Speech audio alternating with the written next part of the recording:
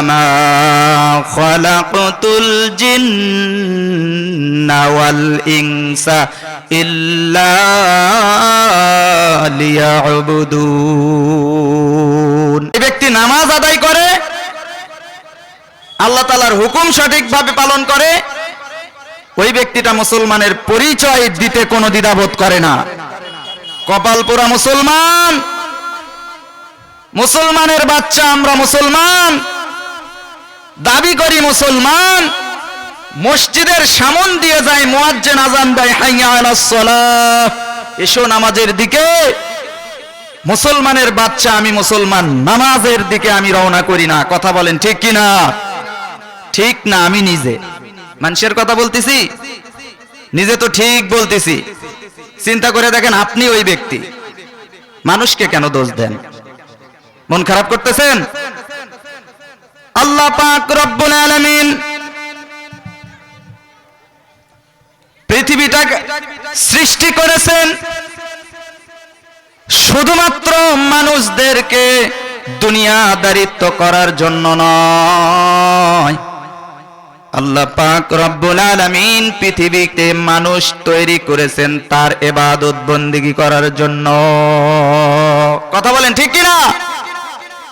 আল্লাহ পাক রব্বুল আলামিন কোরআনুল কারীমের ভিতরে সুন্দর করে আপনার আমার জন্য জানিয়ে দিচ্ছেন, ওয়ামা খালাকতুল জিন্না ওয়াল ইনসা ইল্লা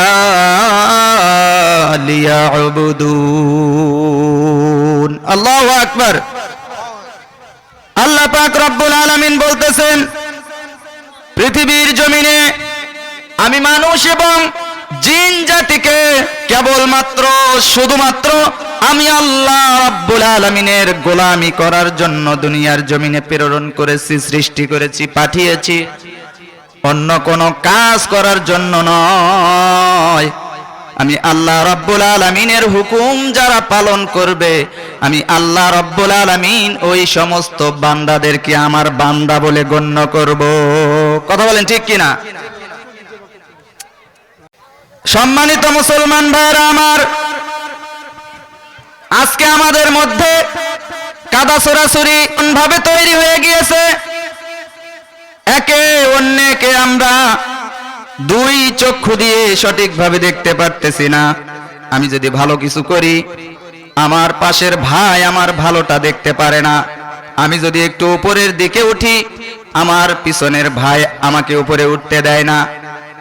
এমন ভাবে ষড়যন্ত্র করে, কল্পনাও করতে পারবেন না যে ওই মানুষটার দ্বারা আপনার এত বড় ক্ষতি হয়ে গেল।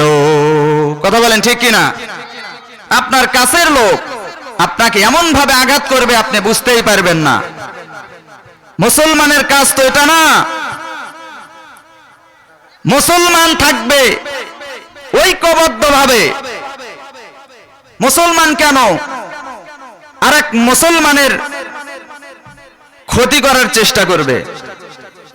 এজন্য কোরআনুল কারীমের ভিতরে আল্লাহ রাব্বুল আলামিন বলতেছেন,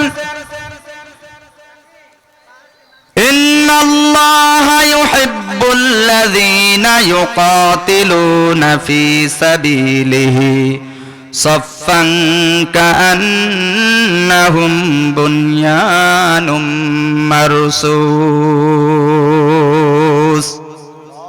আল্লাহু আকবার বলেন। আল্লাহু আকবার বলতে কি কষ্ট হচ্ছে?